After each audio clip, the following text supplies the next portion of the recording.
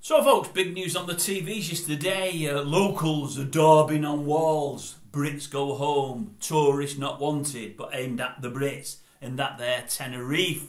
You know, if you follow the channel, it's a place I like and I go reasonably regularly. I think of the mid-range haul destinations, it's probably the one I go most at this moment in time. It'd be that and Turkey, I would imagine. Long haul, obviously, I've only been to America, nowhere else.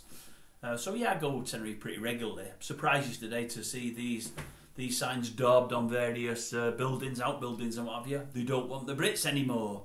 I think it's probably South Tenerife they're looking at. Your Cristianas, Americas and Adeje.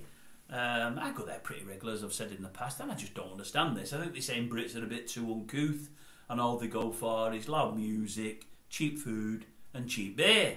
I would just say, well, what's not to like about that? Number one. Number two, it's not mega cheap, although you can look around and find cheaper than other places, but you can do that anywhere. And number three, I don't think it's very, very uncouth and lagerloutish. I think probably Adeje, where I go myself, is don't see any trouble there, don't see any grief, don't see stag parties, people singing and dancing and causing any grief at all. No problems in Adeje. Probably very few in Cristianas. Cristianas maybe a little step up. Adeje is probably the step up than Cristianas, and probably Las Americas. Yes, you might get a bit more of it there. It's more of a party vibe and for the younger crowd. But then again,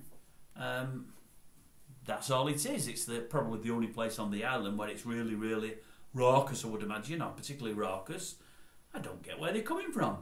The rumours are they prefer the Germans in there. They think they've got a bit more money, they're a bit more discerning, and they're willing to spend more money. You know, they don't want cheap and cheerful. They're happy to spend a little more for their entertainment. I'm not so sure that'll work. You know, the Brits have been going there for, what, 30, 40, 50 years now. I think if they deserted en masse, Tenerife would struggle desperately. It is a holiday resort when all's said and done. Some people try to put it up as like a Blackpool of the wherever, because I don't know where it is. You know where it is yourself. I'm not that clever. I'm not a geography kind of guy. A geography kind of guy? That doesn't work, does it?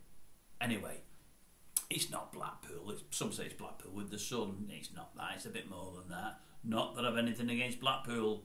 I've had a few good weekends there. Do not worry about that. But no, I don't think they really want us out. I think if you were saying to most bar owners in Tenerife, the Brits are all going, they're leaving en masse, I think they'd be gutted. There'd be lots of people looking at selling up, folks. I'm telling you that now. Without the Brits, they would be struggling. So no, I think it's all a bit of a storm in a teacup, and I think ITV have just got a wind of it and thought, oh, this is some news, we'll talk about this. And there'll probably be idiots on YouTube doing the same, just to try and fill in airtime. Some of the things they talk about, they're even talking about things like Chris Butties now and stuff like that. What's that all about?